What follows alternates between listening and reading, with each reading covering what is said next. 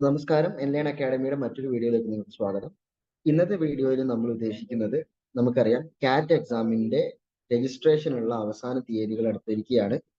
കാറ്റ് എക്സാം എന്ന് പറഞ്ഞിട്ടുണ്ടെങ്കിൽ ഇന്ത്യയിലെ പ്രീമിയർ ഇൻസ്റ്റിറ്റ്യൂഷൻ ആയിട്ടുള്ള വിവിധ IIM-കളിലേക്ക്, ഇന്ത്യൻ ഇൻസ്റ്റിറ്റ്യൂഷൻ ഓഫ് മാനേജ്മെന്റുകളിലേക്ക്, നമ്മുടെ കാലിക്കറ്റിൽ അടക്കമുള്ള വിവിധ കോഴ്സുകളിലേക്കുള്ള അഡ്മിഷൻ കാറ്റ് എക്സാം വഴിയാണ് നടക്കുന്നത്. കൂടാതെ ഡൽഹി യൂണിവേഴ്സിറ്റി അല്ലെങ്കിൽ HCU അല്ലെങ്കിൽ ടിസ്സിലുള്ള വിവിധ MBA കോഴ്സുകളും മറ്റു കോഴ്സുകളൊക്കെ IIM-ന്റെ കാറ്റ് എക്സാം വഴിയാണ് നടത്തുന്നത്. അതുകൊണ്ട് തന്നെ ചില ആളുകൾക്ക് എങ്കിലും കാറ്റ് എക്സാമിന് എങ്ങനെ അപ്ലൈ ചെയ്യാം, അല്ലെങ്കിൽ ആപ്ലിക്കേഷൻ പ്രോസസ്സ് എങ്ങനെയാണ് എന്ന സംശയങ്ങളും കാര്യങ്ങളൊക്കെ ഉണ്ടാകും. ആ സംശയങ്ങളൊക്കെ പരിഗണിച്ചിട്ട് ഇത് എങ്ങനെ നമുക്ക് അപ്ലൈ ചെയ്യാം കൃത്യമായിട്ട് ഓരോ സ്റ്റെപ്പ് ബൈ സ്റ്റെപ്പ് നമ്മൾ ഇവിടെ ഒന്ന് ഓവർവ്യൂ ചെയ്യുകയാണ്. നമ്മൾ ഫസ്റ്റ് എങ്ങനെയാണ് ഇതിന്റെ എന്തൊക്കെ ഡീറ്റെയിൽസും കാര്യങ്ങളൊക്കെ നമ്മുടെ IIM-ന്റെ കാറ്റിന്റെ തന്നെ അവരുടെ തന്നെ ഗൈഡ് ലൈൻസ് ഉണ്ട്. ആ ഗൈഡ് ലൈൻസ് മുഖാന്തരമാണ് നമ്മൾ ഇതിന്റെ ഓവർവ്യൂ നടത്തുക. സോ അതിലേക്ക് കടക്കുകയാണ്. കൂടുതൽ ഇൻട്രൊഡക്ഷൻ ഒന്നുമില്ല. ഞാൻ നിങ്ങൾക്ക് സ്ക്രീന് ഷെയർ ചെയ്യാം.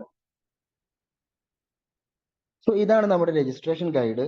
ഈ രജിസ്ട്രേഷൻ ഗൈഡ് നിങ്ങൾക്ക് IIM-ന്റെ തന്നെ സൈറ്റ് ആയിട്ടുള്ള iimcat.ac.in എന്ന സൈറ്റിൽ നിങ്ങൾക്ക് ലഭ്യമായിരിക്കും. അതിലൊരു ക്വിക്ക് ടൂർ എന്ന് പറഞ്ഞൊരു ഓപ്ഷൻ ഉണ്ടാകും. സോ അതിൽ പോയിട്ട് നിങ്ങൾക്ക് രജിസ്ട്രേഷൻ ഗൈഡ് ഡൗൺലോഡ് ചെയ്യുന്നതാണ്. ഈ രജിസ്ട്രേഷൻ ഗൈഡിലൂടെ നമ്മളൊരു ഓവർവ്യൂ ആയിരിക്കും ഈ വീഡിയോയിലൂടെ ഉദ്ദേശിക്കുന്നത്. ഇതിൽ നിങ്ങൾക്ക് കാണാൻ പറ്റുന്നത് ഇതാണ് അതിന്റെ ടേബിൾ ഓഫ് കണ്ടന്റ്. ഞാൻ അതിൽ ഉള്ള കാര്യങ്ങളൊന്ന് പറഞ്ഞുതരാം. ഒന്ന് അതിന്റെ ഓവർവ്യൂ ആണ്, മൊത്തത്തിൽ എങ്ങനെയായിരിക്കണം നിങ്ങൾ രജിസ്റ്റർ ചെയ്യേണ്ടതെന്നുള്ളൊരു ബ്രീഫ് ആയിട്ടൊന്ന് അതിൽ പറയും. പിന്നെ അതിൽ ബിഫോർ യു രജിസ്റ്റർ ചെയ്യുന്നതിന് മുമ്പ് നിങ്ങളുടെ കയ്യിൽ എന്തൊക്കെ ഉണ്ടായിരിക്കണം എന്നുള്ള കാര്യങ്ങൾ. പിന്നെ 3 സ്റ്റെപ്പാണ് രജിസ്ട്രേഷൻ ത്രൂ ഔട്ട് ഉള്ളതായിട്ട് ഉണ്ടാവുക. ഒന്ന്, registration four user ID and password. നിങ്ങളൊരു യൂസർ ID ക്രിയേറ്റ് ചെയ്യണം.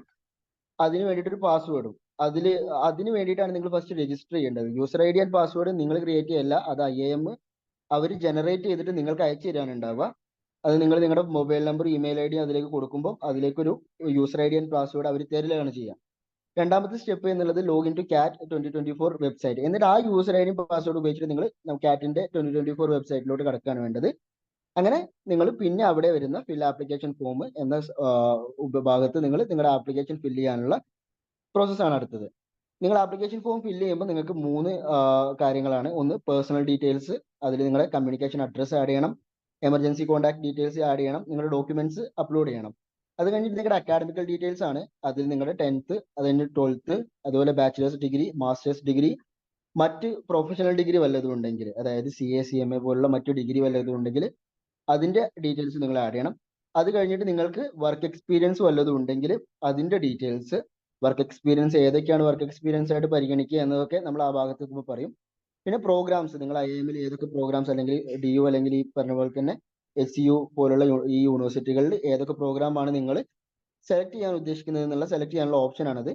അത് കഴിഞ്ഞിട്ട് ടെസ്റ്റ് സിറ്റി, നിങ്ങളുടെ പ്രിഫറൻസ് ഏതാണെന്നുള്ള 5 സിറ്റികളുടെ പ്രിഫറൻസ് നിങ്ങൾക്ക് അതിൽ ആഡ് ചെയ്യാം. അത് കഴിഞ്ഞിട്ട് ഈ കൊടുത്ത വിവരങ്ങളൊക്കെ അത് ശരിയാണ് എന്നുള്ള നിങ്ങളുടെ ഡിക്ലറേഷൻ. അത് കഴിഞ്ഞിട്ട് നിങ്ങൾക്ക് ആപ്ലിക്കേഷൻ കൺഫേം ആയിട്ടുള്ള ഒരു ഇമെയിൽ വരും. പിന്നെ ആപ്ലിക്കേഷൻ ടോട്ടൽ സമ്മറി ലാസ്റ്റ് നിങ്ങൾക്ക് ചെക്ക് ചെയ്യാൻ വരും. അതിൽ നിങ്ങൾക്ക് മാറ്റങ്ങളൊന്നും വരുത്താൻ പറ്റില്ല. പക്ഷേ അത് കഴിഞ്ഞിട്ട് നിങ്ങൾക്ക് പേയ്മെന്റ് ആണ് ഉണ്ടാവുക. പിന്നെ കാൻഡിഡേറ്റ്, നിങ്ങൾക്ക് വല്ല ഡൗട്ടും ഉണ്ടെങ്കിൽ കാൻഡിഡേറ്റിന്റെ ഹെൽപ്പ് ഡെസ്ക് ഉണ്ടാകും. സോ ഇതാണ് നമ്മുടെ ഈ പ്രോസസ്സിന്റെ മൊത്തം ഒരു ഓവർവ്യൂ എന്ന് പറയുന്നത്. ഇത് കഴിഞ്ഞിട്ട് നമ്മൾ നേരത്തെ പറഞ്ഞ പോലെ തന്നെ ഫസ്റ്റ് അതിന്റെ സ്റ്റെപ്പ് എന്നുള്ളത്, ഒന്ന്, നിങ്ങൾ www.iimcat.ac.in എന്നുള്ള വെബ്സൈറ്റിൽ ഓഗസ്റ്റ് 1 മുതലായിരുന്നു ഇതിന്റെ സമയമായിരുന്നു. 13 സെപ്റ്റംബർ 5 മണി വരെ എന്ന് കാണിക്കുന്നുണ്ട്. ചിലപ്പോൾ അത് എക്സ്റ്റെൻഡ് ആവാൻ സാധ്യതയുണ്ട്. ആ സമയം വരെ നിങ്ങൾക്ക് വൈകുന്നേരം 5 മണി വരെ നിങ്ങൾക്ക് അതിന്റെ സമയമുണ്ട് രജിസ്റ്റർ ചെയ്യാൻ. രജിസ്റ്റർ ചെയ്യാൻ വേണ്ടിയിട്ട് നിങ്ങൾക്ക് ഒരു യുണീക്ക് ആയിട്ടുള്ള യൂസർ ID പാസ്വേഡ് നിങ്ങൾക്ക് കിട്ടാൻ വേണ്ടിയിട്ട് നിങ്ങൾ ആദ്യം രജിസ്റ്റർ ചെയ്യണം. അത് രജിസ്റ്റർ ചെയ്തിട്ട് നിങ്ങൾക്ക് അതിലോട്ട് വരും. പിന്നെ ആപ്ലിക്കേഷൻ ഫോം ഫില്ല് ചെയ്യാണ് വേണ്ടത്. അത് നമ്മൾ നേരത്തെ ഇൻഡെക്സിൽ വായിച്ചിട്ടുള്ള കാര്യങ്ങൾ ഒന്നും കൂടി പറഞ്ഞിട്ടേ ഉള്ളൂ. എന്തായാലും അതിനുശേഷം നമ്മൾ ഫസ്റ്റ് ചെയ്യേണ്ടത് എന്നുള്ളത്, ഇതാണ് അതിന്റെ സൈറ്റ്. IIM കാറ്റിന്റെ സൈറ്റ് തുറക്കുമ്പോൾ നിങ്ങൾക്ക് new candidate registered candidate login എന്ന് പറഞ്ഞിട്ടുള്ള 2 സ്ഥലങ്ങൾ കാണാൻ പറ്റും. നിങ്ങൾക്ക് ഈ 2 ഓപ്ഷനുകൾ നിങ്ങൾ എന്താ ചെയ്യേണ്ടത് വെച്ചാൽ, ഇവിടെയാണ് നിങ്ങൾ ന്യൂ കാൻഡിഡേറ്റ് രജിസ്റ്റർ എന്നുള്ള ഈ ഓപ്ഷനിലാണ് നിങ്ങൾ ക്ലിക്ക് ചെയ്യേണ്ടത്. അതിൽ രജിസ്റ്റർ എന്നുള്ള ഓപ്ഷൻ നിങ്ങൾ ക്ലിക്ക് ചെയ്യുക. ആ രജിസ്റ്റർ എന്ന ഓപ്ഷൻ ക്ലിക്ക് ചെയ്യുമ്പോൾ നിങ്ങൾക്ക് ഇങ്ങനത്തെ ഒരു വിൻഡോ ഓപ്പൺ ആയിട്ട് വരും. ഈ വിൻഡോയിൽ നിങ്ങൾ ചെയ്യേണ്ട കാര്യങ്ങൾ എന്താണെന്ന് വെച്ചിട്ടുണ്ടെങ്കിൽ, അതിന് മുകളിൽ ഓൾറെഡി അതിന്റെ ഡീറ്റെയിൽസും കാര്യങ്ങളൊക്കെ കൊടുത്തിട്ടുണ്ട്. അതിൽ പിന്നെ മോസില അവർ പറയുന്നത് മോസില ഫയർഫോക്സ് അല്ലെങ്കിൽ ഗൂഗിൾ ക്രോം അല്ലെങ്കിൽ മൈക്രോസോഫ്റ്റിന്റെ എഡ്ജ് ഈ പറഞ്ഞ ബ്രൗസർ ഉപയോഗിക്കണമെന്നാണ്. ലാപ്ടോപ്പുള്ള ആളുകൾ ലാപ്പ് ഉപയോഗിക്കലായിരിക്കും ഒന്നുകൂടി നല്ലത്. മൊബൈൽ ഫോണിൽ നിന്ന് രജിസ്റ്റർ ചെയ്യുന്നതിനേക്കാളും നല്ലത് ഡെസ്ക്ടോപ്പ് സിസ്റ്റം ഉപയോഗിക്കുന്നതായിരിക്കും. അത് കഴിഞ്ഞിട്ട് പിന്നെ നിങ്ങൾ എന്താക്കുക, ഈ പറഞ്ഞ ആസ്റ്ററിക് മാർക്കുള്ള കാര്യങ്ങളൊക്കെ മാൻഡേറ്ററി ആണ്, നിങ്ങൾക്ക് അറിയുന്ന കാര്യങ്ങളൊക്കെ തന്നെയാണ് ഇത്. അങ്ങനെ രജിസ്ട്രേഷൻ സ്റ്റാർട്ട് ചെയ്യാൻ വേണ്ടിയിട്ട് നമ്മൾ നെയിം ഓഫ് കാൻഡിഡേറ്റ്, നിങ്ങൾ നിങ്ങളുടെ പേര് കൊടുക്കുക.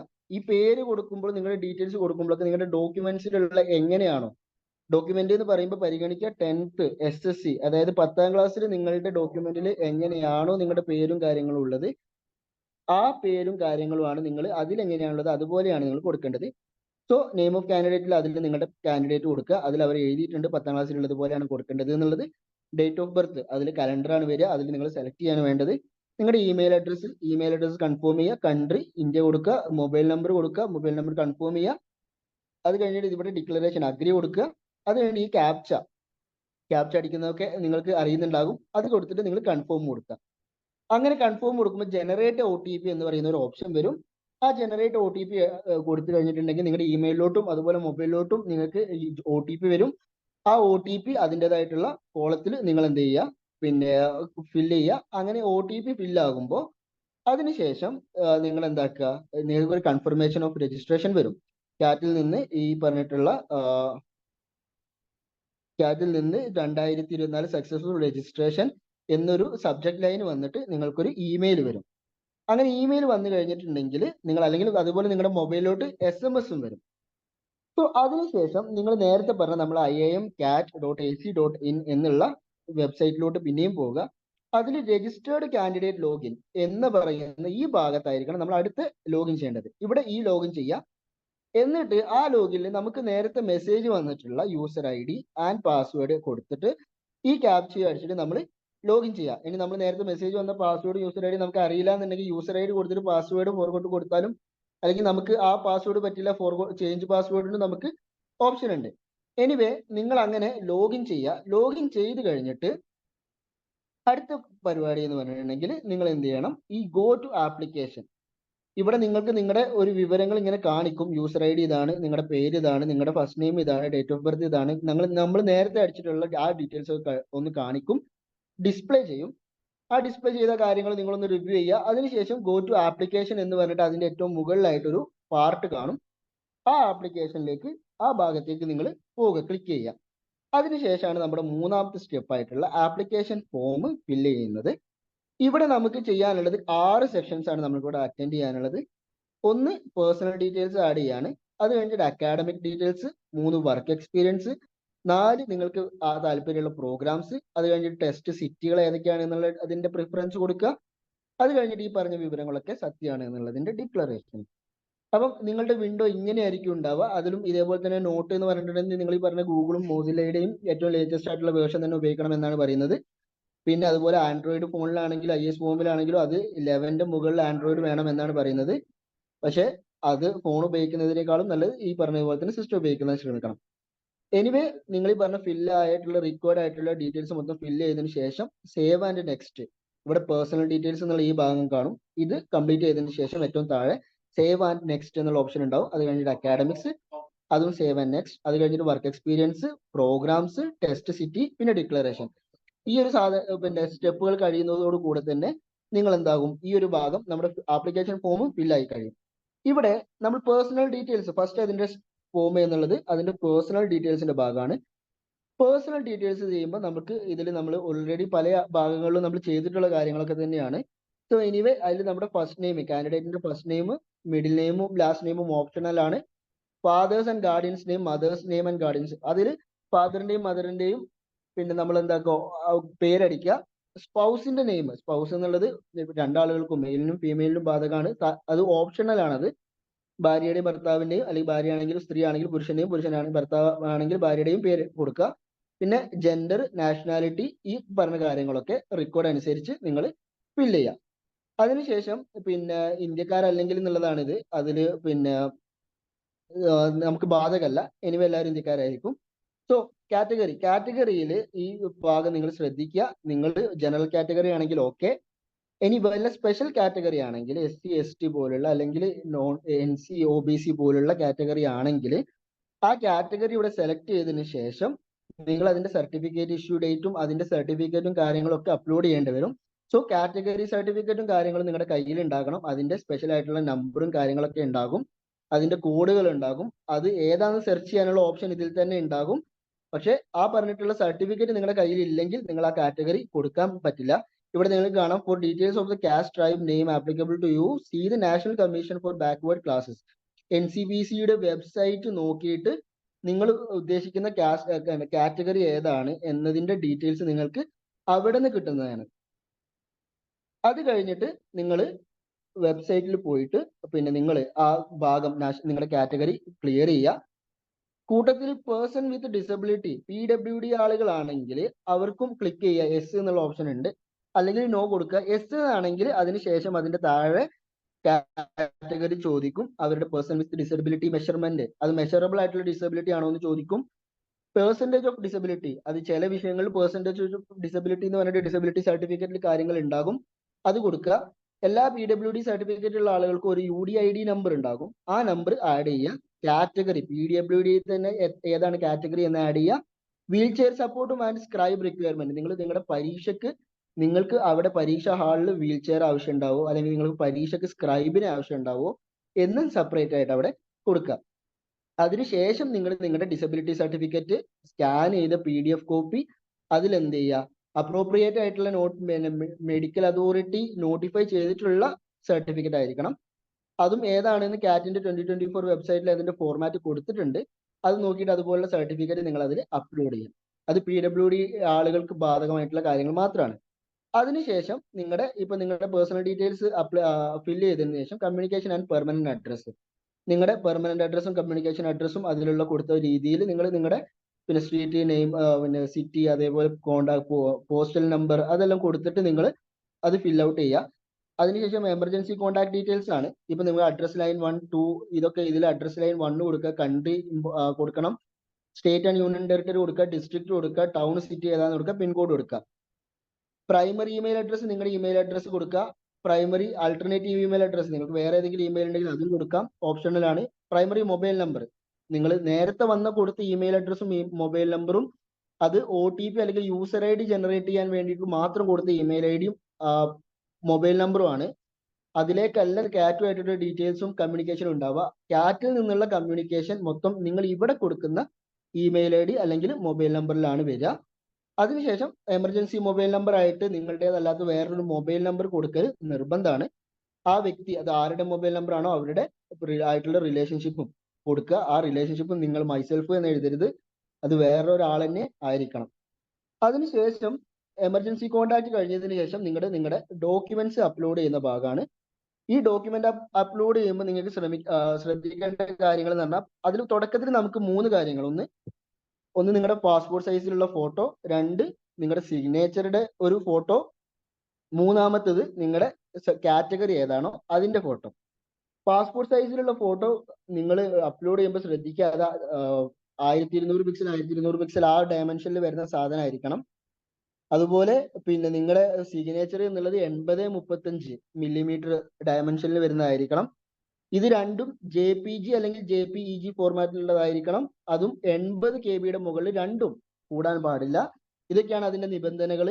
അത് കൂടിയായിട്ടുണ്ടെങ്കിൽ അത് അപ്ലോഡ് ചെയ്യാൻ പറ്റില്ല. അപ്പൊ നിങ്ങൾ അതിനനുസരിച്ച് ഇമേജ് കംപ്രസർ ഒക്കെ വെച്ചിട്ട് നിങ്ങൾക്ക് എന്താക്കാം, ഓൺലൈനിൽ ടൂളുകൾ ഉണ്ടാകും, ഗൂഗിളിലും മറ്റൊക്കെ ആയിട്ട് നിങ്ങൾക്ക് അത് കംപ്രസ് ചെയ്യാം. അതിനുശേഷം പിന്നെ നിങ്ങൾ നേരത്തെ പറഞ്ഞ പോലെ തന്നെ നമ്മുടെ ഈ പാസ്പോർട്ട് സൈസ് ഫോട്ടോ എന്നുള്ളത് 6 മാസത്തിൽ കൂടുതൽ പഴക്കമുള്ളതാവാൻ പാടില്ല. ഈ ഒരു ഫോട്ടോയുടെ പ്രത്യേകത എന്താണെന്ന് വെച്ചിട്ടുണ്ടെങ്കിൽ ഇതിന്റെ ഒരു കോപ്പി നിങ്ങളുടെ പരീക്ഷയുടെ സമയത്ത് നിങ്ങളുടെ കയ്യിൽ ഉണ്ടായിരിക്കണം. അതുപോലെ നിങ്ങൾ നേരത്തെ പറഞ്ഞ പോലെ തന്നെ EWS, നിങ്ങൾ എക്കണോമിക്കൽ വീക്കർ സെഷൻ എന്ന് പറഞ്ഞിട്ടുള്ള ഓപ്ഷനാണ്, കാറ്റഗറിയാണ് കൊടുത്തത്, അല്ലെങ്കിൽ നോൺ ക്രീമി ലെയർ അല്ലെങ്കിൽ OBC സർട്ടിഫിക്കറ്റ്, SC ST സർട്ടിഫിക്കറ്റിന് നിങ്ങൾ അപ്ലൈ ചെയ്തിട്ടുണ്ട് എങ്കിൽ അതിന്റെ PDF ഡോക്യുമെന്റ് കൂടി സ്കാൻ ചെയ്തിട്ട് ഇവിടെ അപ്ലോഡ് ചെയ്യണം. പിന്നെ PWD പേഴ്സൺ വിത്ത് ഡിസബിലിറ്റി ആണെങ്കിൽ അതിന്റെ സർട്ടിഫിക്കറ്റും ഇവിടെ ആഡ് ചെയ്യണം. ഇതേ ഡീറ്റെയിൽസ് ആണ് നേരത്തെ നിങ്ങളുടെ സൈറ്റിലും ഈ ഭാഗത്തും കൊടുത്തിട്ടുള്ളത്. ഇവിടെ ക്ലിക്ക് ഹിയർ ടു അപ്ലോഡ് ചെയ്ത് കഴിഞ്ഞിട്ട് നിങ്ങൾക്ക് ഇവിടെ വ്യൂ ചെയ്യാനുള്ള ഓപ്ഷൻ ഉണ്ട്. ഇനി അതല്ല എന്നുണ്ടെങ്കിൽ നിങ്ങൾക്ക് അവിടെ ചേഞ്ചും ചെയ്യാനുള്ള ഓപ്ഷൻ അവിടെ ഉണ്ട്. അത് കഴിഞ്ഞിട്ട് നിങ്ങളുടെ അടുത്ത ഓപ്ഷൻ എന്നുള്ളത് അക്കാഡമിക്സ് ആണ്. നമ്മൾ ഡോക്യുമെന്റ് അപ്ലോഡ് കഴിഞ്ഞു, നമ്മുടെ ഡീറ്റെയിൽസ് ഒക്കെ അപ്ലോഡ് കഴിഞ്ഞു, പേഴ്സണൽ ഡീറ്റെയിൽസ്. 2-മത്തെ സ്റ്റെപ്പ് എന്നുള്ളത് അക്കാഡമിക്സ് ആണ്. ഈ അക്കാഡമിക്സിലായിരിക്കും നമ്മൾ നേരത്തെ പറഞ്ഞ പോലെ തന്നെ ഇവിടെ നിങ്ങൾക്ക് 5 ഭാഗങ്ങളാണ് നിങ്ങൾക്ക് അക്കാഡമിക്സിന്റെ ഭാഗത്ത് നിന്ന് നിങ്ങൾക്ക് അപ്ലോഡ് ചെയ്യാനുള്ളത്. ഒന്ന് 10th അല്ലെങ്കിൽ SSLC ഈക്വലൻസ് ഡീറ്റെയിൽസ്, 10ാം ക്ലാസ് നിങ്ങളുടെ കഴിഞ്ഞ സർട്ടിഫിക്കറ്റ്, അത് കഴിഞ്ഞ് 12th certificate, BA bachelor's degree certificate, master's degree certificate, അത് കഴിഞ്ഞിട്ട് മറ്റേതെങ്കിലും പ്രൊഫഷണൽ ഡിഗ്രി ഉണ്ടെങ്കിൽ അതിന്റെ സർട്ടിഫിക്കറ്റ്, അത് ഓപ്ഷണൽ ആണ്. എനിവേ നിങ്ങളുടെ ബോർഡ് ഏതാണെന്നും ഇൻസ്റ്റിറ്റ്യൂഷൻ എന്താണെന്നും എന്ന കാര്യങ്ങളൊക്കെ നിങ്ങൾ നോക്കി വെക്കുക. അതിൽ ലെറ്റേഴ്സ് മാത്രമേ ടൈപ്പ് ചെയ്യാൻ പറ്റുള്ളൂ, ഫിഗേഴ്സ് പറ്റില്ല, പേരും കാര്യങ്ങളും. അതുപോലെ മാർക്സിന്റെയും വിഷയത്തിന്റെ ഒക്കെ CGPA അല്ലെങ്കിൽ CGPA ഒക്കെ നിങ്ങൾ ഈക്വൽ മാർക്കിലോട്ട് കൺവേർട്ട് ചെയ്യേണ്ടി വരും. എനിവേ 10ാം ക്ലാസ് ഇപ്പൊ നമ്മുടെ കേരള ബോർഡ് സിലബസ് ആണെങ്കിൽ അത് ഈ A+, B+ എന്നുള്ള ഭാഗങ്ങളൊക്കെ അത് പിന്നെ മാർക്കിലോട്ട് കൺവേർട്ട് ചെയ്യുന്നൊരു രീതി ഉണ്ട്. അത് നിങ്ങൾ പിന്നെ സെർച്ച് ചെയ്തിട്ടോ അത് 9 ഗുണിക്കണം എന്നൊക്കെ പറഞ്ഞിട്ടൊരു രീതിയുണ്ട്. എനിവേ ആ ഭാഗം നിങ്ങളൊന്ന് നോക്കിയിട്ട് നിങ്ങൾ നിങ്ങളുടെ 10ാം ക്ലാസ്സിലുള്ള മാർക്ക് ഗ്രേഡ് മാർക്കിലോട്ട് നിങ്ങൾ കൺവേർട്ട് ചെയ്യുക. അതിനുശേഷം അതിലുള്ള അനുസരിച്ചുള്ള ഡീറ്റെയിൽസ് കൊടുക്കുക. പേര്, നിങ്ങളുടെ എക്സാമിന്റെ പേര്, സ്കൂളിന്റെ പേര്, പിന്നെ നിങ്ങളുടെ ബോർഡിന്റെ പേര്. ഇപ്പൊ കേരള സ്റ്റേറ്റ് പിന്നെ കേരളത്തിൽ ആ ബോർഡിന്റെ പേര് കൊടുക്കുക. ഇനി CBSE ആണെങ്കിൽ CBSE എന്നുള്ള ഓപ്ഷൻ തന്നെ ഉണ്ടാകും. അതൊക്കെ കൊടുത്തിട്ട് നിങ്ങൾ നിങ്ങളുടെ മാർക്ക്, SSLCയുടെ മാർക്ക് നിങ്ങൾ ആഡ് ചെയ്യുക. SSC, SSLC, 10th എന്നൊക്കെ പറയുന്നത് SSLC 10 അല്ലെങ്കിൽ പിന്നെ എന്ന ക്ലാസ്സിനാണ്. അത് കഴിഞ്ഞിട്ട് 12th അല്ലെങ്കിൽ HSC ഈക്വലന്റ് ഡിപ്ലോമ കോഴ്സസ്, അതിന്റെ ഡീറ്റെയിൽസും ഇതുപോലെ തന്നെയാണ് നിങ്ങൾ ആഡ് ചെയ്യേണ്ടത്. ഈ ആഡ് ചെയ്യുന്നതോട് നിങ്ങൾക്ക് കാണാം ഒന്ന് അതിന്റെ ബോർഡിന്റെ നെയിം ഏതാണ്, പിന്നെ കേരള സ്റ്റേറ്റ് ആണോ അല്ലെങ്കിൽ SCRT ആണോ അല്ലെങ്കിൽ CBSE ആണോ എന്നൊക്കെ നോക്കുക. പിന്നെ അതിന്റെ ഏത് വർഷം, പരീക്ഷ കഴിഞ്ഞ വർഷം, ഇപ്പൊ 2018 പിന്നെ മാർച്ച് ആണെങ്കിൽ അത് അങ്ങനെ കൊടുക്കുക. അതിനുശേഷം മാക്സിമം മാർക്ക് +2 12ാം ക്ലാസ്സിൽ എത്രയാണ് മാർക്ക്, 1200, അതിൽ നിങ്ങൾക്ക് കിട്ടിയ മാർക്ക് പെർസെൻറ്റേജ്, അഗ്രിഗേറ്റ് പെർസെൻറ്റേജ് ചിലപ്പോൾ ഇവിടെ ഓട്ടോമാറ്റിക് ആയിട്ട് അത് ജനറേറ്റ് ആവും, അല്ലെങ്കിൽ നമ്മൾ കാൽക്കുലേറ്റ് ചെയ്തിട്ട് നമ്മൾ തന്നെ ഇവിടെ ആഡ് ചെയ്യണം. അതാണ് SSLC 12th പിന്നെ 10th രീതി. അത് കഴിഞ്ഞിട്ട് നിങ്ങൾക്ക് ബാച്ചിലേഴ്സ് ഡിഗ്രി ഡീറ്റെയിൽസ് ആണ് നിങ്ങൾക്ക് ആഡ് ചെയ്യാനുള്ളത്. ബാച്ചിലേഴ്സ് ഡിഗ്രിയിൽ നിങ്ങൾ ശ്രദ്ധിക്കേണ്ട ഒരു കാര്യം എന്നുള്ളത്, നിങ്ങൾ ബാച്ചിലേഴ്സ് ഡിഗ്രി കംപ്ലീറ്റഡ് ആയിട്ടുണ്ടെങ്കിൽ മാത്രം ഇവിടെ കൊടുത്താൽ മതി. യെസ് എന്ന് കൊടുക്കുക. അല്ലെങ്കിൽ ഫൈനൽ ഇയറോ അല്ലെങ്കിൽ പിന്നെ എന്താ നിങ്ങൾ ഓൾറെഡി ബാച്ചിലേഴ്സ് ഡിഗ്രി നിങ്ങൾ കംപ്ലീറ്റ് ആയിട്ടില്ലെങ്കിൽ അതിന് അങ്ങനെയും are you in the final year bachelor's degree എന്ന ഓപ്ഷൻ ഉണ്ട്, അവിടെ ക്ലിക്ക് കൊടുക്കുക. അപ്പൊ നിങ്ങൾക്ക് ഇതിന്റെ സർട്ടിഫിക്കറ്റ് അപ്ലോഡ് ചെയ്യേണ്ട ഓപ്ഷൻ ഉണ്ടാവില്ല. കംപ്ലീറ്റഡ് ആയിട്ടുള്ള ആളുകൾക്ക് മാത്രമേ ഈ പറഞ്ഞിട്ടുള്ള സർട്ടിഫിക്കറ്റ് അപ്ലോഡ് ചെയ്യാനുള്ള ഓപ്ഷൻ ഉണ്ടാവുള്ളൂ. എനിവേ ഇതായിരിക്കും ബാച്ചിലേഴ്സ് ഡിഗ്രി കൊടുക്കേണ്ട ഇതിൽ ഓപ്ഷൻ. ഇതിൽ നിങ്ങൾ ഉണ്ട് are you in the final year of bachelor's degree എന്നുള്ള ഓപ്ഷൻ ഉണ്ട്. ഇവിടെ യെസ്, നോ കൊടുക്കുക. നോ ആണെങ്കിൽ നമ്മൾ ആ ഡീറ്റെയിൽസ് ഒക്കെ കൊടുക്കേണ്ടി വരും. അതിൽ ഡ്യൂറേഷൻ ഓഫ് ഡിഗ്രി എത്ര വർഷ കോഴ്സാണ്, 4 വർഷം. അതിൽ നിങ്ങളെ കോഴ്സിനെ അനുസരിച്ച് കൊടുക്കുക. ബാച്ചിലേഴ്സ് ഡിഗ്രി കംപ്ലീറ്റ് ചെയ്തിട്ടുണ്ടോ, യെസ്. ഫൈനൽ ഇയർ അല്ലെങ്കിൽ പിന്നെ രണ്ടാമത്തെ ചോദ്യം കംപ്ലീറ്റ് ചെയ്തിട്ടുണ്ടോ എന്നാണ്. ചിലപ്പോൾ സെക്കൻഡ് ഇയർ ഉള്ള ആളുകൾ ഉണ്ടാകും. സോ യെസ് എന്ന് കൊടുക്കുക. ടൈപ്പ് ഓഫ് യൂണിവേഴ്സിറ്റി, നിങ്ങളുടെ പിന്നെ ഏത് ടൈപ്പ് ഓഫ് യൂണിവേഴ്സിറ്റി ആണ്, ഇപ്പോൾ അതിൽ നിങ്ങളുടെ സ്റ്റേറ്റ്, യൂണിവേഴ്സിറ്റിയുടെ സ്റ്റേറ്റ്, പിന്നെ ഇൻസ്റ്റിറ്റ്യൂഷന്റെ നെയിം, അതിൽ നിങ്ങളുടെ ഏത് കോളേജിലാണ്, പിന്നെ ഡിഗ്രി, അതിൽ നിങ്ങളുടെ സബ്ജക്ട് ഏതാണെന്നുള്ളത്, അതിൽ ഡിസിപ്ലിൻ, അത് ഏത് ഡിസിപ്ലിനിലാണ്, പിന്നെ ഗ്രാജുവേഷൻ സ്ട്രീം ഏതാണ്, month and year of course commencement, നിങ്ങളുടെ കോഴ്സ് തുടങ്ങിയ മാസവും വർഷവുമാണ് കൊടുക്കേണ്ടത്. കംപ്ലീറ്റ് ചെയ്ത മാസവും വർഷവും ഇവിടെ കൊടുക്കണം. അത് കഴിഞ്ഞിട്ട് നിങ്ങളുടെ മാർക്സ്, എത്ര മാർക്സ് ആണ് യൂണിവേഴ്സിറ്റിയിൽ നിന്ന് അവാർഡഡ് ആയിട്ടുള്ളത് എന്നത്.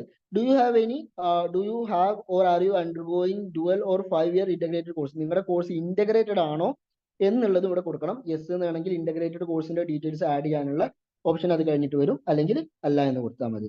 ഇതാണ് നിങ്ങളുടെ ബാച്ചിലേഴ്സ് ഡിഗ്രി സർട്ടിഫിക്കറ്റും കാര്യങ്ങളും ആഡ് ചെയ്യാനുള്ള ഓപ്ഷൻ. അത് കഴിഞ്ഞിട്ട് നിങ്ങൾക്ക് പിന്നെ കൂടുതൽ bachelor's degree, second bachelor's degree ഉണ്ടെങ്കിൽ ഇവിടെ ക്ലിക്ക് ചെയ്യുക. അതിന്റെ ഡീറ്റെയിൽസും കാര്യങ്ങളൊക്കെ നിങ്ങൾക്ക് ഇവിടെ പിന്നീട് ആഡ് ചെയ്യാനുള്ള ഓപ്ഷൻ വരും. പിന്നെ മാസ്റ്റേഴ്സ് ഡിഗ്രി ഡീറ്റെയിൽസ് സബ്മിറ്റ് ചെയ്യേണ്ട ഭാഗമാണ്. ഇവിടെയും അതേ നേരത്തെ പറഞ്ഞ പോലെ തന്നെ അതേ രീതി തന്നെയാണ്. മാസ്റ്റേഴ്സ് ഡിഗ്രി കംപ്ലീഷൻ ആണോ, അതിൽ ഇൻ പ്രോഗ്രസ് എന്നുള്ള ഓപ്ഷൻ ഉണ്ട്, കംപ്ലീറ്റഡ് എന്നുണ്ട്. ഇനി കംപ്ലീറ്റഡ് ആണെങ്കിലും അല്ലെങ്കിലും ഇപ്പൊ ഇൻ പ്രോഗ്രസ് ആണെങ്കിൽ അതിന്റെ ഡ്യൂറേഷൻ എത്രയാണ്, യൂണിവേഴ്സിറ്റി, സ്റ്റേറ്റ്, ബോർഡ്, സ്റ്റേറ്റ്, അതുപോലെ college, degree name, discipline, month and year of commencement, month and year of completion, പിന്നെ നിങ്ങൾ കംപ്ലീറ്റഡ് ആണെങ്കിൽ മാർക്ക് എത്രയാണ് എന്നുള്ള ഓപ്ഷനും ഇതിൽ ഉണ്ടാകും.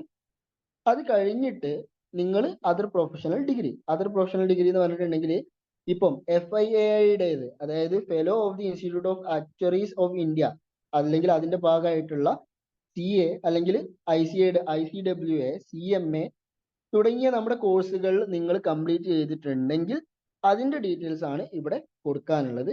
അതിൽ നിങ്ങൾക്ക് ഏറ്റവും മുകളിൽ കാണാം നിങ്ങൾ ഒരു FAI ആണോ എന്ന്, അതായത് ഫെലോ ആണോ എന്നാണ് ചോദിക്കുന്നത്. അങ്ങനെയാണെങ്കിൽ എസ് എന്ന് കൊടുത്തിട്ടുണ്ടെങ്കിൽ അതിന്റെ അഗ്രിഗേറ്റ് മാർക്ക് ഇവിടെ കൊടുക്കണം. അതുപോലെ month and year of commencement എപ്പോഴാണ് തുടങ്ങിയത്, എപ്പോഴാണ് അവസാനിച്ചത് എന്നുള്ള മന്തും ഇയറും കൊടുക്കണം. അല്ലെങ്കിൽ നിങ്ങൾ ഒരു പ്രൊഫഷണൽ ഡിഗ്രി, നിങ്ങൾ പിന്നെ CA CS അല്ലെങ്കിൽ ഇതുപോലുള്ള CMA പോലുള്ള പ്രൊഫഷണൽ ഡിഗ്രി നിങ്ങൾക്ക് എൻ്റർ ചെയ്യാൻ താല്പര്യമുള്ള ആളുകളാണെന്നുണ്ടെങ്കിൽ SNO അതിനനുസരിച്ച് കൊടുക്കുക. അതിൽ ഡിഗ്രി ഇപ്പൊ CA ഏതാണ് അതിനനുസരിച്ച് നിങ്ങൾ ഇൻ പ്രോഗ്രസ് ആണെങ്കിൽ അല്ലെങ്കിൽ കംപ്ലീറ്റഡ് ആണെങ്കിൽ ആ ഒരു രീതിയിൽ കൊടുക്കുക. എന്നിട്ട് ഇതിലുള്ള ഡിഗ്രി ഇപ്പൊ ഓക്കെ കൊടുത്തു, അത് ഏതാണെന്നുള്ള പ്രൊഫഷണൽ ഡിഗ്രിയുടെ നെയിം, അതിന്റെ മാർക്ക്, ഇന്ററിലെ മാർക്ക്, ഇന്റർമീഡിയറ്ററിയുടെ മാർക്ക്, അതിന് ഫൈനൽ മാർക്ക്, അതിനുശേഷം അതിന്റെ ഫൈനൽ അഗ്രിഗേറ്റ് മാർക്ക് കൊടുക്കുക. കോഴ്സ് കമൻസ്മെന്റ് എപ്പോഴാണ്, കോഴ്സ് കംപ്ലീഷൻ എപ്പോഴാണ്, ആ ഡീറ്റെയിൽസും കൊടുത്തിട്ട് നിങ്ങൾ സേവ് ആൻഡ് നെക്സ്റ്റ് എന്നുള്ളത് എല്ലാ ഭാഗങ്ങളിലും നിങ്ങൾ കൊടുക്കേണ്ടതാണ്. അതിനുശേഷം നിങ്ങൾ വർക്ക് എക്സ്പീരിയൻസ് എന്നുള്ള പാർട്ടിലോട്ട് വരും. വർക്ക് എക്സ്പീരിയൻസ് എന്നുള്ളത് നമ്മൾ ശ്രദ്ധിക്കേണ്ട ഒരു കാര്യം, നമ്മൾ ചെയ്തിട്ടുള്ള ഇന്റേൺഷിപ്പ്, ആർട്ടിക്കിൾഷിപ്പ് കാര്യങ്ങളൊന്നും, അല്ലെങ്കിൽ കോഴ്സിന്റെ ഭാഗമായിട്ട് കോഴ്സ് കംപ്ലീറ്റ് ചെയ്യുന്നതിന് മുമ്പുള്ള project, articleship, pre graduation work ഒന്നും വർക്ക് എക്സ്പീരിയൻസ് ആയിട്ട് പരിഗണിക്കില്ല. അല്ലെങ്കിൽ നമ്മൾ അതിൻ്റെ ഇടയ്ക്ക് ഒരു പാർട്ട് ടൈം ആയിട്ട് ചെയ്ത കാര്യങ്ങളും വർക്ക് എക്സ്പീരിയൻസ് ആയിട്ട് പരിഗണിക്കില്ല. മറിച്ച് ഫുൾ ടൈം എക്സ്പീരിയൻസ് മാത്രമേ, അതും ആഫ്റ്റർ ഗ്രാജുവേഷൻ മാത്രമേ വർക്ക് എക്സ്പീരിയൻസ് ആയിട്ട് പരിഗണിക്കുള്ളൂ എന്ന് ശ്രദ്ധിക്കുക. കൂട്ടത്തിൽ അതിന്റെ ഇടയ്ക്ക് ബ്രേക്ക് വല്ലതും ഉണ്ടെങ്കിൽ ആ ബ്രേക്ക് കൂടി അവിടെ ആഡ് ചെയ്യാനുള്ള ഓപ്ഷൻ ഉണ്ട്. വർക്ക് എക്സ്പീരിയൻസ് നമ്മൾ ആഡ് ചെയ്യുമ്പോൾ ശ്രദ്ധിക്കേണ്ടത്, വർക്ക് എക്സ്പീരിയൻസ് ഇതിന്റെ ലിസ്റ്റ് ഇവിടെ ഇൻഡസ്ട്രി ടൈപ്പ് എന്ന് പറഞ്ഞിട്ട് ഇവിടെ ലിസ്റ്റ് ഓൾറെഡി കൊടുത്തിട്ടുണ്ട്. അതിൽ ഓട്ടോമൊബൈൽ ആണോ, ബാങ്കിങ് ആണോ, ഡ്യൂറബിൾസ് ആണോ, അങ്ങനെ ഒരുപാട് വർക്ക് എക്സ്പീരിയൻസ് വർക്കിന്റെ ഇൻഡസ്ട്രി ടൈപ്പിന്റെ ലിസ്റ്റ് കൊടുത്തിട്ടുണ്ട്. അതിൽ നിങ്ങൾക്ക് ഏതാനുസരിച്ച് സെലക്ട് ചെയ്യാം. ഇനി അതിലൊന്നും ഇല്ലാത്തതാണെങ്കിൽ അതേഴ്സ് കൊടുത്തിട്ട് അതേഴ്സ് നിങ്ങൾക്ക് 3 പ്രാവശ്യം, ഒന്നല്ലെങ്കിൽ എഡ്യൂക്കേഷൻ അല്ലെങ്കിൽ നിങ്ങൾ വേറെ വല്ല ഫീൽഡും ആണെങ്കിൽ അതിനനുസരിച്ചുള്ള അതേഴ്സ് എന്നുള്ള ഓപ്ഷൻ ക്ലിക്ക് ചെയ്തിട്ട് അത് നിങ്ങൾ സ്പെസിഫൈ ചെയ്യുക. അതിൽ നിങ്ങൾ എന്ന് മുതൽ എന്ന് വരെയാണ് എന്നുള്ള ഡേറ്റ് ആണ് നിങ്ങൾ സെലക്ട് ചെയ്യേണ്ടത്. അതിനെ ഡേയ്സ് ആയിട്ട് കൺവേർട്ട് ചെയ്യാനുള്ള ഓപ്ഷനും ഇപ്പുറത്തുണ്ട്.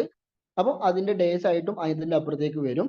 അങ്ങനെ ടോട്ടൽ വർക്ക് എക്സ്പീരിയൻസ് ഇത്ര ഡേയ്സ് ആണ് നിങ്ങൾക്ക് ലാസ്റ്റ് കൊടുക്കാനുണ്ടാവും. അതായത് നിങ്ങൾ പല വർക്ക് ഉണ്ടെങ്കിൽ മൊത്തത്തിൽ അഗ്രഗേറ്റ് ആയിട്ടുള്ള വർക്ക് എക്സ്പീരിയൻസ് ഡേറ്റ് അത് ഇവിടെ കൊടുക്കാനുണ്ടാവും.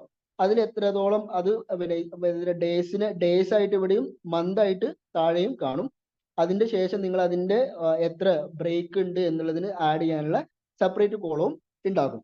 എനിവേ വർക്ക് എക്സ്പീരിയൻസ് എല്ലാവർക്കും കമ്പൽസറി അല്ല, ഉള്ള ആളുകൾക്ക് മാത്രം കൊടുത്താൽ മതി. അതിനുശേഷം പ്രോഗ്രാംസ്, ഈ പ്രോഗ്രാംസ് എന്നുള്ളത് ഇമ്പോർട്ടന്റ് ആണ്. ഇവിടെയാണ് നിങ്ങൾക്ക് IIM അല്ലെങ്കിൽ മറ്റുള്ള യൂണിവേഴ്സിറ്റികളിൽ ഏത് കോഴ്സാണ് ചെയ്യേണ്ടത് എന്നുള്ള സെലക്ട് ചെയ്യാനുള്ള ഓപ്ഷൻ. ഇവിടെ സെലക്ട് ഓൾ എന്നുള്ള ഒരു ഓപ്ഷൻ ഉണ്ട്. നിങ്ങൾക്ക് ഒരൊറ്റ എക്സാം മതി. നിങ്ങൾക്ക് പിന്നെ അതിനനുസരിച്ച് CUT പോലെ തന്നെ നിങ്ങൾക്ക് നിങ്ങളുടെ ഇഷ്ടമുള്ള പിന്നീട് യൂണിവേഴ്സിറ്റി സെലക്ട് ചെയ്യാനുള്ള, അല്ലെങ്കിൽ നിങ്ങൾക്ക് ബാക്കി ഇതിന് എക്സാമിന് ശേഷം ഇന്റർവ്യൂ അനുസരിച്ച് യൂണിവേഴ്സിറ്റി സെലക്ട് ചെയ്യാനുള്ള ഓപ്ഷൻ ഉണ്ട്. സോ സെലക്ട് ഓൾ, അല്ലെങ്കിൽ നിങ്ങൾക്ക് താല്പര്യമുള്ള ഓരോ പെർട്ടിക്കുലർ യൂണിവേഴ്സിറ്റി വേണമെന്നുണ്ടെങ്കിൽ അഹമ്മദാബാദ്, അല്ലെങ്കിൽ അതിന്റെ പല IIT കാലിക്കറ്റ് ആണെങ്കിൽ അങ്ങനെ, IIM അങ്ങനെ ഓരോ യൂണിവേഴ്സിറ്റികൾ സെലക്ട് ചെയ്യാനുള്ള ഓപ്ഷൻ ഉണ്ട്. ഓരോ പ്രോഗ്രാംസും, ഓരോ യൂണിവേഴ്സിറ്റികളുടെ പ്രോഗ്രാംസും തിരഞ്ഞെടുക്കുന്ന സമയത്ത് ആ യൂണിവേഴ്സിറ്റിയുടെ ഇന്റർവ്യൂ എവിടെയാണ് നിങ്ങൾക്ക് പ്രിഫറൻസ് കൊടുക്കാനുള്ള ഓപ്ഷനും ഉണ്ട്. ഇപ്പം ആ പ്രദേശത്ത് അല്ലെങ്കിൽ ബാംഗ്ലൂരു അല്ലെങ്കിൽ ഹൈദരാബാദ് അതിനോടുള്ള നിയറസ്റ്റ് ആയിട്ടുള്ള സിറ്റികളായിരിക്കും അധികവും ഉണ്ടാവുക. സോ സെലക്ട് ഓൾ എന്നുള്ള ഓപ്ഷനും ഉണ്ട്. അല്ലെങ്കിൽ നിങ്ങൾക്ക് ഇൻഡിവിജ്വൽ ആയിട്ട് ഓരോ യൂണിവേഴ്സിറ്റി സെലക്ട് ചെയ്യണം എന്നുണ്ടെങ്കിൽ അത്തരം ഓപ്ഷനും അതിലുണ്ട്. അതിനുശേഷം നിങ്ങൾ സേവ് ആൻഡ് നെക്സ്റ്റ് അടിച്ചിട്ട് നിങ്ങൾ ടെസ്റ്റ് സിറ്റി എന്ന പാർട്ടിലോട്ട് നിങ്ങൾ വരും. നിങ്ങൾക്ക് ഇവിടെ 5 സിറ്റി പ്രിഫർ ചെയ്യാം. ആ 5 സിറ്റിയിൽ ഏതെങ്കിലും ഒരു സിറ്റി ആയിരിക്കും നിങ്ങൾക്ക് എക്സാം ഓപ്ഷൻ ആയിട്ട് വരിക. ചില സമയങ്ങളിൽ വളരെ റെയർ ആയിട്ട് ഈ 5 സിറ്റിയിൽ പെട്ട ഒരു സിറ്റി പോലും എക്സാം ആയിട്ട് സിറ്റി വരാതിരിക്കാൻ നടക്കലുണ്ട്.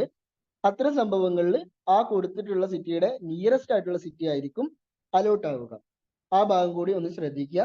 അതിനുശേഷം അത് സേവ് ആൻഡ് നെക്സ്റ്റ് അടിച്ചതിന് ശേഷം നിങ്ങൾക്ക് ഡിക്ലറേഷൻ, ഈ പറഞ്ഞിട്ടുള്ള എല്ലാ കാര്യങ്ങളും ഈ കാറ്റിന്റെ വെബ്സൈറ്റിൽ കൊടുത്തിട്ടുള്ള ഇൻസ്ട്രക്ഷൻസും കാര്യങ്ങളൊക്കെ അനുസരിച്ച് സത്യമാണ് എന്ന് നിങ്ങൾ ഡിക്ലെയർ ചെയ്യുക. ഡിക്ലെയർ ചെയ്തതിന് ശേഷം പേയ്മെന്റ് വാൾ വരും. ഈ പേയ്മെന്റ് വാളിൽ നിങ്ങൾ 2500 രൂപയാണ് ജനറൽ അല്ലെങ്കിൽ EWS അല്ലെങ്കിൽ NCOBC കാൻഡിഡേറ്റ്സിനൊക്കെ 2500 രൂപ തന്നെയാണ്. SC ST PWD കാൻഡിഡേറ്റ്സിനാണ് 1250 രൂപ അതിന്റെ നേർപകുതി ഫീ ആയിട്ട് വരിക.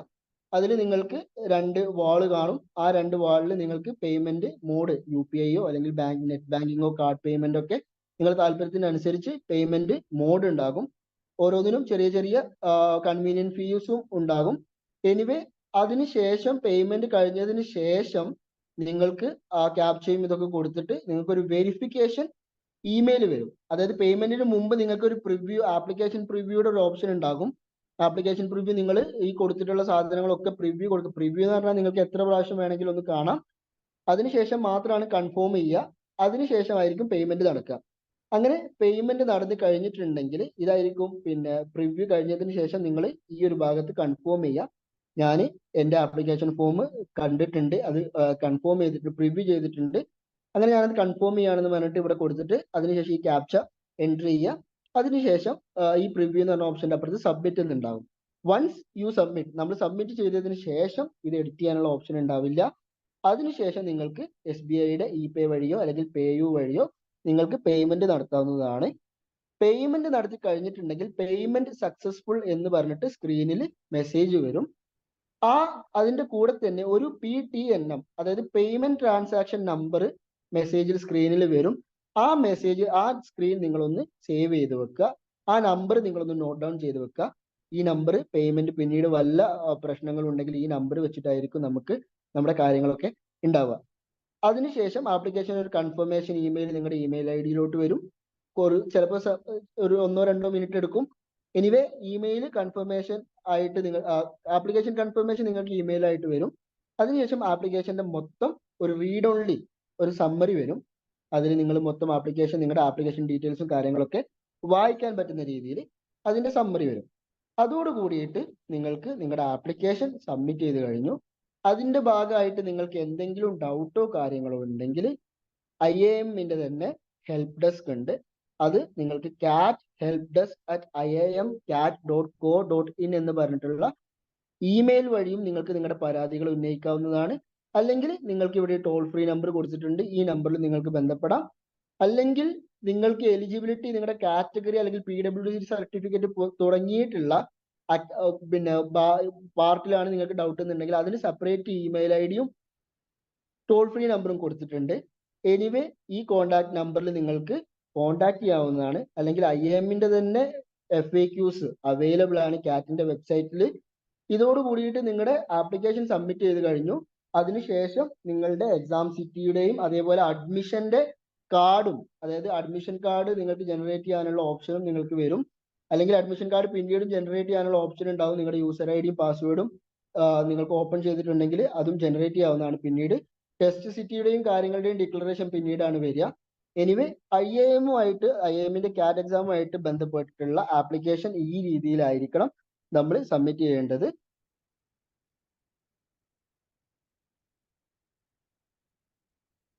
സോ കൂടുതൽ ഡൗട്ട്സും കാര്യങ്ങളും നിങ്ങൾക്ക് എൻലേൺ അക്കാഡമി ആയിട്ട് ബന്ധപ്പെടാവുന്നതാണ്. അവർ ക്ലിയർ ചെയ്യാവുന്നതാണ്.